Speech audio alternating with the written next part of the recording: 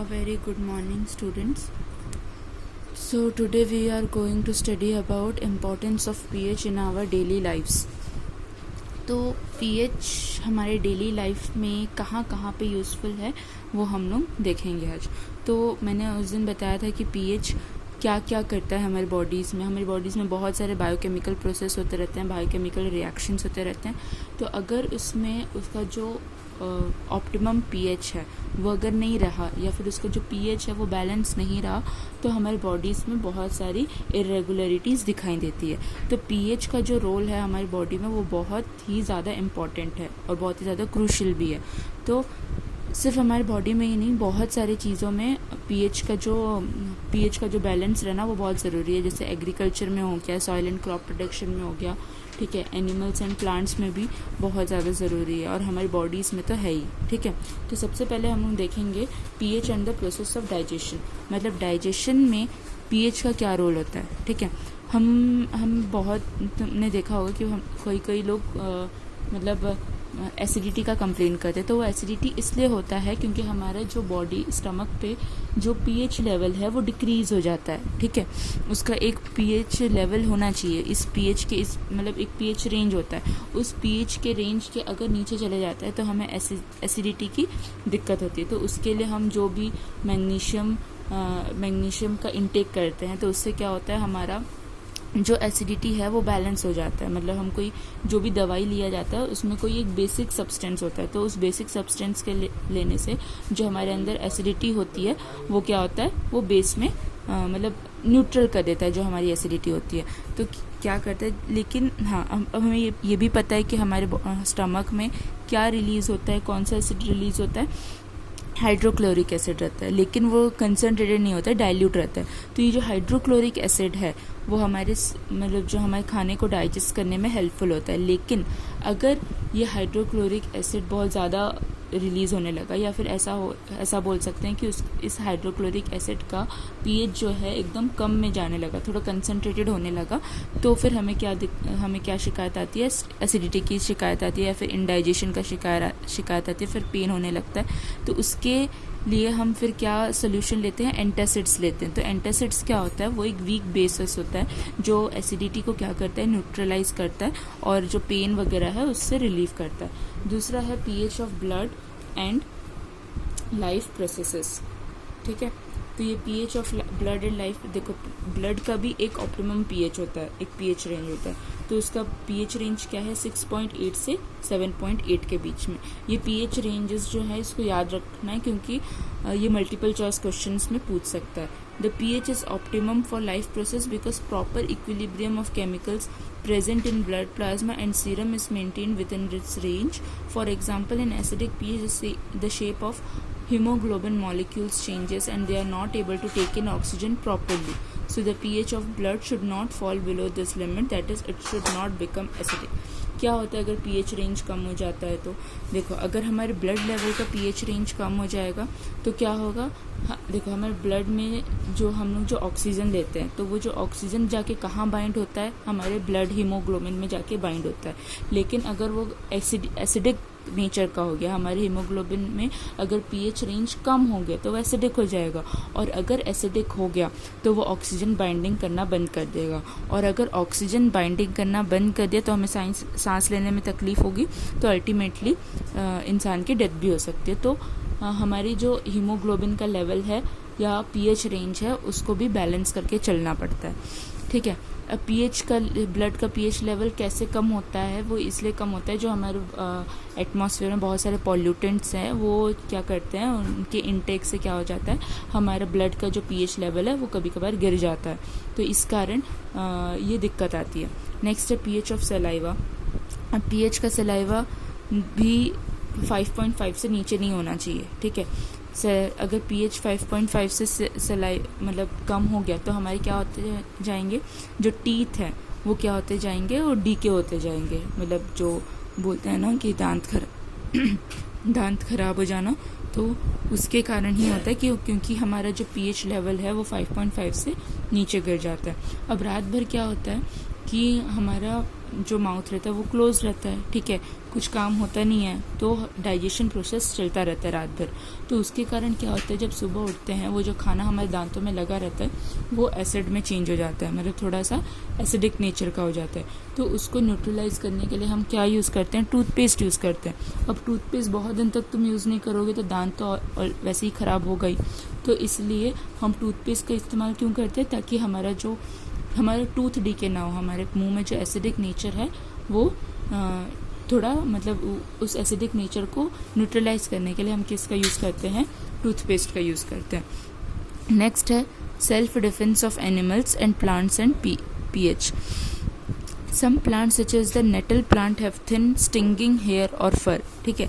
जो natal plants होते हैं उनके में क्या होता है, कांटे जैसे नुकीले उनके सरफेस पे रहते हैं, ठीक है। तो when humans or other animals come in contact with these stings, the stinging hair inject formic acid that causes pain and burning sensation.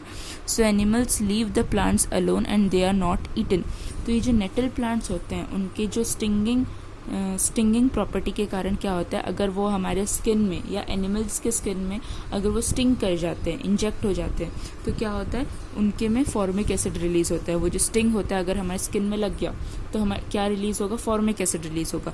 तो इस फॉर्मिक एसिड के कारण क्या होता है, हमें पेन होता है या बर्निंग सेंसेशन होता है, ठीक है। जब चींटी भी काट देती है ना तब भी यही दिक्कत होती है, हमारे में फॉर्मिक एसिड इंजेक्ट हो जाता है, उस फॉर्मिक एसिड इंजेक्ट होने के कारण हमें थोड़ा बर्निंग सेंसेशन या पेन होने लगता है, ठीक है। इसीलिए क्या करते हैं, जो एनिमल्स रहते हैं वो इस प्लांट्स को नहीं खाते हैं, ठीक है। Bees and wasp also secrete an acid when they sting us. मैंने अभी बताया कि जो चींटी होती है या फिर जो मधुमक्खियाँ वगैरह होती है तो वो भी जब हमें काटती हैं तो उनमें क्या होता है, फॉर्मिक एसिड होता है। तो उस फॉर्मिक एसिड के कारण क्या होता है, हमें बर्निंग सेंसेशन और पेन होता है। तो उसको फिर न्यूट्रलाइज करने के लिए हम क्या करते हैं, दवाई वगैरह लगाते हैं, तो जिससे जो उसका एसिडिक नेचर है वो न्यूट्रलाइज हो जाता है। अब नेक्स्ट है pH of soil and crop production, ठीक है। अब देखो जो खांसी वगैरह भी होता है, मतलब जो सॉइल वगैरह भी हम वो करते हैं या फिर सॉइल की जो pH लेवल है, हमने जो धान वगैरह उगाते हैं, ठीक है, तो उसके लिए क्या करना पड़ता है, उसका भी एक pH रेंज होना चाहिए 5 से 8 के बीच में, ठीक है। अगर इस 5 से कम हुआ तो हमारा जो सॉइल या क्रॉप प्रोडक्शन है वो अच्छे से नहीं होगा। अब उसके लिए when the pH is above or below this level, farmers add fertilizers or lime or ash to it so that crop production is not affected, ठीक है।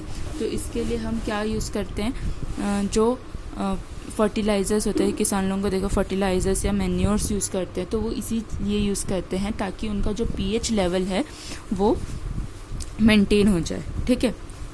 अब the colour of the flower of the hydrangea plant depends on the pH of the soil in which it is cultivated. When the soil is acidic, the flowers are blue, and when it is slightly alkaline, they are pink. मतलब अगर soil की जो acidity या basicity पे क्या होगा, hydrangea plant का जो फ्लावर है उसका कलर डिपेंड करेगा। मतलब अगर सॉइल एसिडिक है तो फ्लावर का कलर क्या होगा, ब्लू होगा, और अगर सॉइल बेसिक है तो फ्लावर का कलर क्या होगा, पिंक होगा, ठीक है।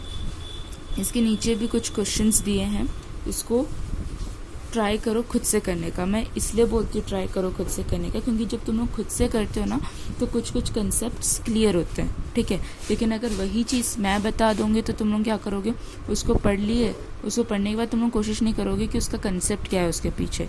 तो उसके लिए क्या करना पड़ेगा, तुम लोग खुद से क्वेश्चन सॉल्व करने की कोशिश करना, ठीक है। अब नेक्स्ट है हमारा सॉल्ट्स, ठीक है। तो ये सॉल्ट्स कैसे बनता है, हमने न्यूट्रलाइजेशन प्रोसेस में पढ़ा था कि जब एसिड और बेस को रिएक्ट करते हैं तब हमारा सॉल्ट एंड वाटर बनता है। तो ये सबसे कॉमन मेथड होता है सॉल्ट बनाने का। तो सॉल्ट इसमें भी वही दिया गया है कि we know that acids produce H+ ions and alkalis produce OH- in the presence of water. जब भी कोई एसिड को हम पानी में डिसॉल्व करते हैं तो हमारा क्या बनता है, H+ आयंस बनता है, और बेस क्या करता है, OH- रिलीज करता है। When acids and basis react with each other, these H+ and OH- ions together give water molecules along with the production of salt. ये न्यूट्रलाइजेशन प्रोसेस को ही बता रहा है कि अगर जब एसिड और बेसिस को हम एक दूसरे के साथ रिएक्ट करते हैं तो H+ आयंस और OH- आयंस की वजह से क्या होता है, वाटर बनता है। ठीक है, H+ और OH- मिलकर क्या बनता है, हमारा वाटर बनता है, और साइड में क्या प्रोडक्ट बनता है, हमारा सॉल्ट बनता है। तो सॉल्ट जो होते हैं, salts are ionic compounds in which one part is positively charged and the another part is negatively charged. Salt क्या होता है, हमेशा एक ionic compound होता है। तो इस चीज़ को ध्यान में रखना, ठीक है। तो इस चीज़ को याद रखना कि जो हमारा सॉल्ट होता है वो एक आयनिक कंपाउंड होता है। अब जैसे कि हम क्या खाते हैं, NaCl खाते हैं। हमारे जो नॉर्मल सॉल्ट खाते हैं उसका फॉर्मूला क्या होता है, NaCl होता है। तो NaCl भी क्या है, हमारा एक आयनिक कंपाउंड है। उसमें Na+ आयंस होता है और Cl- आयंस होता है। ठीक है, तो मतलब क्या, Na+ जो है वो क्या है, हमारा पॉजिटिवली चार्ज पार्टिकल है, और Cl- क्या है, नेगेटिवली चार्ज पार्टिकल है। तो जब भी हम कोई भी सॉल्ट बनाते हैं तो उसमें क्या होगा, एक पॉजिटिवली पार्टिकल होगा और एक नेगेटिवली चार्ज पार्टिकल होगा। अब इसमें जो पॉजिटिवली चार्ज पार्टिकल्स होते हैं और नेगेटिवली चार्ज पार्टिकल्स होते हैं, वो उनका जो नंबर होता है वो इक्वल होता है। मतलब अगर एक ही पॉजिटिवली चार्ज पार्टिकल है तो एक ही नेगेटिवली चार्ज पार्टिकल होगा। ठीक है, तो इसमें कंफ्यूज नहीं होगा। तो देखो, अगर हम एक ज़्यादा पॉजिटिव हो गया और एक कम नेगेटिव हो गया तो वो बैलेंस्ड नहीं रहेगा। ठीक है, तो और वो न्यूट्रल भी नहीं होगा, इलेक्ट्रिकली न्यूट्रल भी नहीं होगा। तो इलेक्ट्रिकली न्यूट्रल होने के लिए क्या होता है, जो सॉल्ट का फॉर्मूला होता है हमेशा यही होता है कि जितने number of positive charge particles होते हैं उतने ही नंबर नेगेटिव चार्ज पार्टिकल्स होते हैं। जैसे Na+ एंड Cl-, तो एक ही पॉजिटिवली चार्ज पार्टिकल है और एक ही नेगेटिवली चार्ज पार्टिकल है। ठीक है, तो इस चीज़ को हमेशा ध्यान में रखना। जैसे कि इधर एक एग्जांपल दिया है KNO3, तो इसमें कौन कौन सा पॉजिटिवली चार्ज पार्टिकल होगा, K+ और NO3-। ठीक है, तो NO3- एक ही नेगेटिवली चार्ज पार्टिकल है और K+ एक ही पॉजिटिवली चार्ज पार्टिकल है। तो इलेक्ट्रिकली न्यूट्रल होने के लिए क्या होता है, जो सॉल्ट होता है उसमें equal number of positively and negatively charge particles होते हैं। ठीक है, अब सॉल्ट को बनाने के बहुत सारे मेथड्स होते हैं। सबसे जो कॉमन मेथड होता है वो न्यूट्रलाइजेशन प्रोसेस होता है। तो इसमें जो रिएक्शंस दिए गए हैं ना, वो सब न्यूट्रलाइजेशन प्रोसेस पे ही बेस्ड है। देखो, एक एसिड लिया है, एक बेस लिया है। ठीक है, तो हमारा क्या बन रहा है, सॉल्ट एंड वाटर। इसमें भी एक एसिड एक बेस है, फिर सॉल्ट एंड वाटर। तो हर चीज़ में क्या है, एसिड और बेस को रिएक्ट करने के बाद हमारा क्या बनता है, सॉल्ट बनता है और वाटर बनता है। ठीक है, तो ये जो रिएक्शन है ना उसको याद रख लेना। ठीक है, कि क्या रिएक्शन, मतलब कुछ, क्योंकि एग्जाम में क्या होता है, तुम्हें मल्टीपल चॉइस क्वेश्चंस में या 1 मार्क्स क्वेश्चन में कुछ भी पूछ सकता है। तुम्हें कंप्लीट द रिएक्शंस भी दे सकता है कि HNO3 + KOH दिया है और तुम्हें एरो लिखकर तुम्हें उसका आगे का प्रोडक्ट लिखना है। ठीक है, तो ये चीज़ को ध्यान में रखना। इस रिएक्शंस को क्या करना, अच्छे से याद कर लेना। ठीक है, सबसे पहले क्या करना, इसमें से H+ एसिड क्या करता है, H+ रिलीज करता है, तो इसमें से H+ निकाल दो। बेस क्या करता है, OH- रिलीज करता है, तो H+ और OH- हमारा H2O बन गया। बाकी जो बच गया, यहाँ पे NO3 बच गया और यहाँ पे K बच गया, तो KNO3 क्या बन गया हमारा सॉल्ट, KNO3। ठीक है, तो ऐसे ही मतलब रिएक्शंस को याद करने की भी ज़रूरत नहीं है, हमें बस देखेंगे, हमें पता है वाटर बनाना है, सॉल्ट बनाना है, तो पहले वाटर निकाल दो। ठीक है, यहाँ पे 2H+ निकलेगा, यहाँ पे 2OH- निकलेगा, तो हमारा वाटर कितना बच जाएगा, 2H2O बन जाएगा। बाकी क्या बचा, इधर का SO4 बचा और यहाँ का कॉपर बचा, तो CuSO4 क्या हो जाएगा, हमारा सॉल्ट बन जाएगा। ठीक है, तो ऐसे रिएक्शंस को याद करने की ज़रूरत नहीं है, रिएक्शन को अगर समझ जाओगे तो अपने आप याद हो जाएगा। ठीक है, अब क्या बोला, we can see that positively charge part of the salt comes from the base. अब देखो, सभी में जो पॉजिटिवली चार्ज पार्टिकल है सॉल्ट का, ठीक है, ये K+ NO3- Cu2+ SO4 2-। ठीक है, तो ये कहाँ से आ रहा है, पॉजिटिवली चार्ज पार्टिकल हमेशा बेस से आ रहा है, और नेगेटिवली चार्ज पार्टिकल्स कहाँ से आ रहा है, हमारा एसिड से आ रहा है। तो K प्लस कहाँ से आया, KOH से आया, मतलब ये बेस से आया। CuOH ट्वाइस है तो Cu2 प्लस कहाँ से आया, बेस से आया।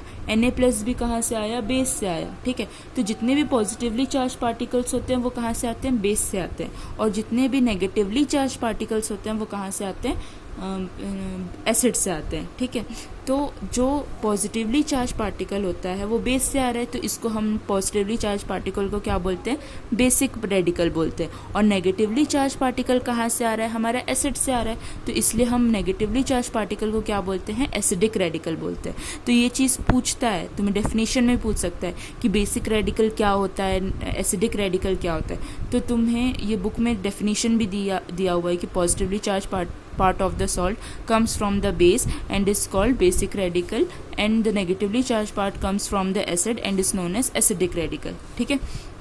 कोई भी एक एग्जाम्पल देके उसे समझा देना, क्योंकि केमिस्ट्री में थोड़ा एग्जाम्पल देना बहुत ज़रूरी है, ताकि सामने वाले को समझ आना चाहिए कि स्टूडेंट को कितना समझ आया है, ठीक है। तुम अगर एग्जाम्पल दे के अच्छे से एक्सप्लेन करोगे तो इम्पैक्ट अच्छा पड़ेगा एग्जामिनर पर, ठीक है। अब नेक्स्ट है हमारा कि आर ऑल सॉल्ट्स न्यूट्रल, सारे सॉल्ट्स न्यूट्रल होते हैं या नहीं होते हैं, ठीक है। अब इसका आंसर देखते हैं। If all salts are form by neutralisation reaction between acids and bases, then why do different salts have different pH values. अगर सारे न्यूट्रलाइजेशन प्रोसेस से बन रहे हैं तो सबका pH वैल्यू अलग अलग नहीं होना चाहिए, सबका एक ही pH वैल्यू होना चाहिए, क्योंकि न्यूट्रलाइज हो रहे हैं ना, ठीक है। तो ज़्यादा उनका pH नियरली 7 ही होना चाहिए, ठीक है। लेकिन कुछ कुछ एसिड्स ऐसे हैं जिनका pH कम रहता है, कुछ कुछ एसिड्स ऐसे हैं जिनका pH ज़्यादा होता है। तो ऐसा क्यों होता है? To answer this we will need to understand the nature of the acidic radical and the basic radical in each salt. In common salt the basic radical Na+ is from strong base and sodium hydroxide, and the acidic radical is strong acid from hydrochloric acid. These salts form the neutralization reaction between a strong acid and a strong base, are neutral in nature, ठीक है। मतलब क्या है कि जो हम लोग normal NaCl खाते हैं ना, उसमें क्या होता है कि हमारा जो Na+ है वो स्ट्रॉन्ग बेस से आता है, NaOH से, और Cl- है वो कहाँ से आता है, स्ट्रॉन्ग एसिड से, HCl से आता है। तो दोनों स्ट्रॉन्ग आ रहे हैं तो हमारा क्या हो जाता है, न्यूट्रल हो जाता है। लेकिन अगर ऐसा है कि अगर पॉजिटिव पार्ट, मतलब जो बेस से हमारा पॉजिटिव पार्ट आ रहा है वो अगर ज़्यादा स्ट्रॉन्ग है, ठीक है, और जो नेगेटिव रेडिकल आ रहा है, ठीक है, जो एसिडिक रेडिकल आ रहा है एसिड से, तो वो अगर वीक है, ठीक है, तो हमारा जो सॉल्ट क्या होगा, वो बेसिक होगा ज़्यादा, क्योंकि जो चीज़ जहाँ से ज़्यादा स्ट्रॉन्ग चीज़ से आ रही है वो उसी वैल्यू को कंस्टिट्यूट करेगा। मतलब अगर कोई पार्ट ज़्यादा स्ट्रॉन्ग बेस से आ रहा है तो हमारा सॉल्ट भी क्या होगा, बेसिक सॉल्ट होगा। अगर हमारा कोई जो पार्टिकल आ रहा है नेगेटिव रेडिकल, वो स्ट्रॉन्ग एसिड से आ रहा है, ज़्यादा स्ट्रॉन्ग एसिड से, तो हमारा क्या होगा कि वो स्ट्रॉन्ग, मतलब हमारा स्ट्रॉन्ग एसिडिक सॉल्ट होगा वो, ठीक है। अगर दोनों ही वीक है तो वो न्यूट्रल होगा, और अगर दोनों ही स्ट्रॉन्ग है तो क्या होगा, वो भी न्यूट्रल होगा, ठीक है। इस चीज़ को याद रखना कि कौन सा एसिडिक सॉल्ट होगा, कौन सा बेसिक सॉल्ट होगा। अब नेक्स्ट है हमारा एसिड रेन, ठीक है। एसिड रेन क्यों होता है, सबसे इम्पॉर्टेंट बात, एसिड रेन इसलिए होता है क्योंकि हमारे एटमॉस्फेयर में बहुत सारे पॉल्यूटेंट्स हैं, ठीक है। अब बादल जब बनता है, ठीक है, तो ये पॉल्यूटेंट्स में कुछ वाटर ड्रॉपलेट्स भी होते हैं, और जब वाटर इवापोरेट होता है तो ये पॉल्यूटेंट्स भी क्या होते हैं, वाटर के साथ साथ जाते हैं ऊपर। तो वो क्या कहते हैं, जब ये पॉल्यूटेंट्स का जब बादल बनता है ना, तो जब पहली बारिश होती है, ठीक है, तो उसमें क्या होता है, कुछ ये जो पॉल्यूटेंट्स मिलके एसिड का फॉर्मेशन कर देते हैं। तो इस एसिड के फॉर्मेशन के कारण क्या होता है, जो पानी गिरता है, जो फर्स्ट रेन होता है ना, जो पानी गिरता है वो थोड़ा क्या होता है, एसिडिक नेचर का होता है। तो इसी को हम क्या बोलते हैं, एसिड रेन बोलते हैं। और उनका जो pH रहता है वो लेस देन 7 होता है। When pH of rain water is less than 5.6 it is called acid rain. इस चीज़ को याद रखना कि जब 5.6 से कम हो pH वैल्यू, ठीक है, तो वो क्या कहलाएगा, एसिड रेन कहलाएगा। उससे ऊपर है तो चल जाएगा, उतना ज़्यादा हार्मफुल वो नहीं होगा। लेकिन उससे अगर कम का है तो वो हार्मफुल होगा। जैसे कि बहुत सारे मॉन्यूमेंट्स वगैरह होते हैं, ठीक है, वो क्या होते जा रहे हैं, कोरोड होते जा रहे हैं, हमारे जो मेटल्स हैं वो भी कोरोड होते जा रहे हैं, हमारी बिल्डिंग्स भी कोरोड होते जाती हैं। तो इन सब का कॉज क्या है, एसिड रेन है। अब एसिड रेन में जब पूछेगा ना, तो तुम्हें रिएक्शन भी बताना पड़ेगा, ठीक है, मतलब एसिड रेन का फॉर्मेशन कैसे होता है, ठीक है। तो ये जो रिएक्शंस दिया गया है इनको एसिड रेन के डेफिनेशन में याद कर लेना कि एसिड रेन का फॉर्मेशन कैसे होता है, ठीक है। That's all for today. और इसके क्वेश्चन आंसर तुम लोग खुद से करने की कोशिश करना। मैं ट्राई करूँगी कि तुम लोगों को जो ना बने उसका आंसर बता दो, लेकिन तुम लोग पहले खुद से ट्राई करो तो ज़्यादा बेटर होगा, क्योंकि अगर तुम लोग खुद से ट्राई करोगे तो तुम्हारे कंसेप्ट क्लियर होंगे, ठीक है। तो जहाँ डाउट होता है वहाँ मुझसे पूछ लेना। आज के लिए दैट्स ऑल। अब हम नेक्स्ट क्लास में पढ़ेंगे। Thank you.